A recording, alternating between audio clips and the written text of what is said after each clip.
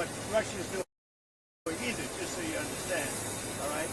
But it's a lot different. You're talking about a country that has been evil for 47 years. They've been horrible.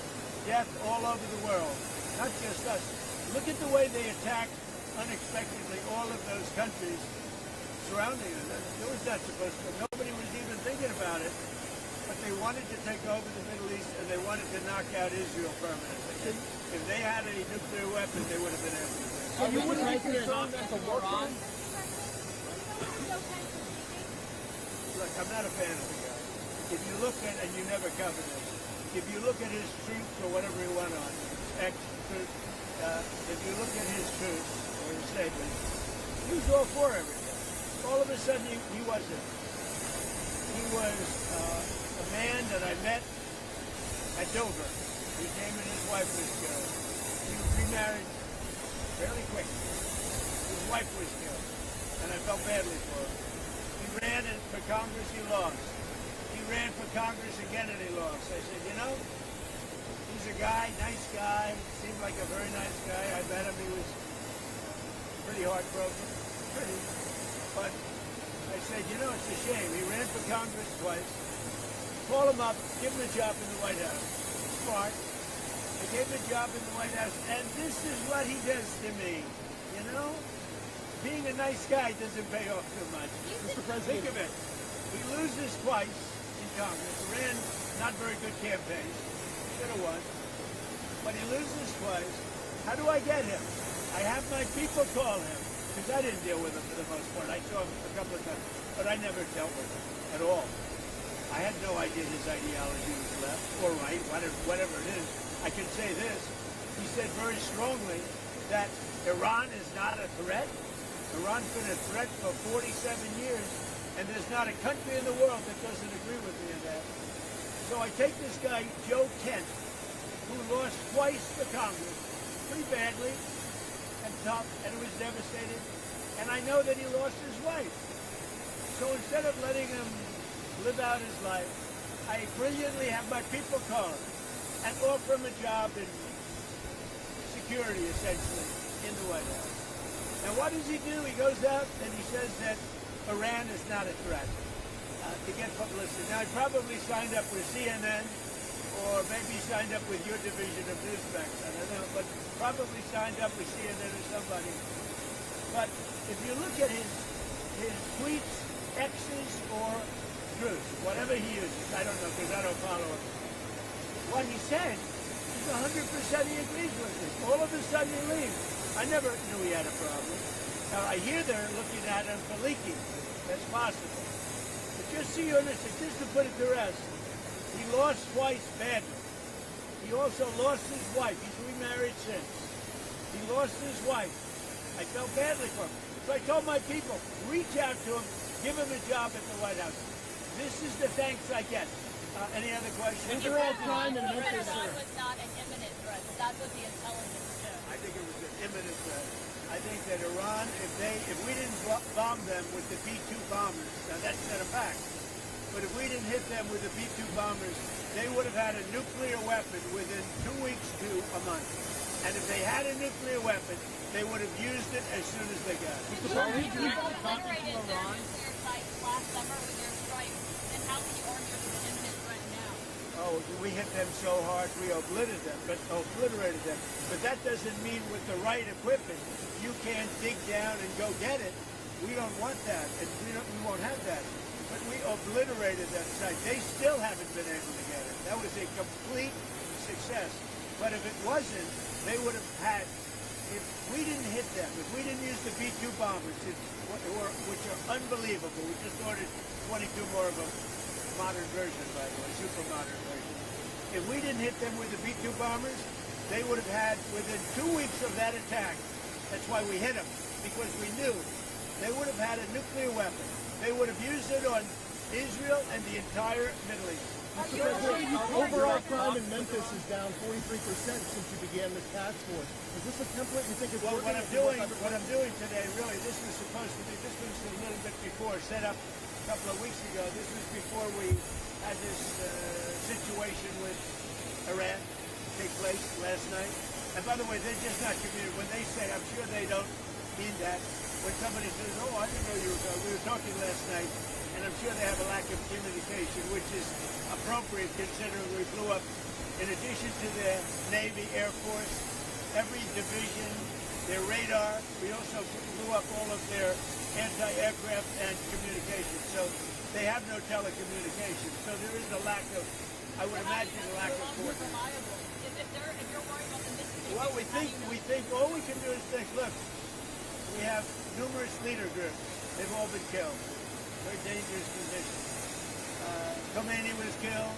Khomeini's son is unavailable. Nobody knows what happened to him. I can say they haven't seen him there either. Something is going on with him, but regardless, I don't consider him really the leader. But they do have some leaders left, because we blew up group number 1, group number 2, a lot of group number 3. But we think we have people that are very representative of the country and will do a good job in that. Elon Musk has offered to pay TSA workers during this DHS shutdown. Is this something that you've been speaking to him about? Yeah, I'd love it. I think it's great. Let him do that. And I want to thank ICE because they stepped in so strongly. They'll do great.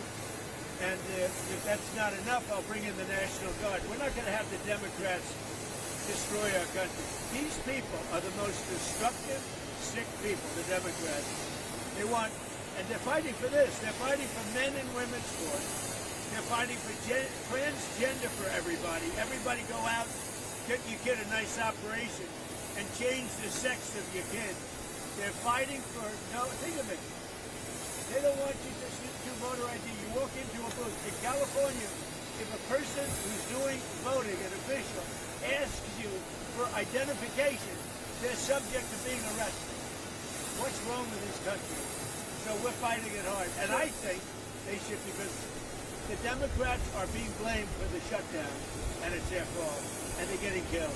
That's why when I announced yesterday about ICE, the Democrats called. We want to settle. We want to settle. And I told the people, don't settle. Don't settle. Because we have something bigger. Only settle if you get the Save America Act, voter ID, and so important, proof of citizenship, etc. Thank you very much. We're dealing really... Mine. That was mine. That was like the paperclip. You know the story of the paperclip? 182 years ago, a man discovered the paperclip. It was so simple. And everybody that looked at it say, why didn't I think of that? ICE was my idea. I called, first person I called was Tom Homan. I said, what do you think? He said, I think it's great. Then I saw today there was some masks on. I didn't think the masks were appropriate. I put out a statement and I asked them, would it be possible to take off the mask?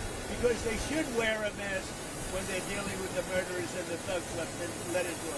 You said there's many points of agreement with Iran right now. Many. What, can you give us a summary Many, of those? like 15 points. 15 That points. Iran has said yes to. Well, they're not going to have a nuclear weapon. That's number 1.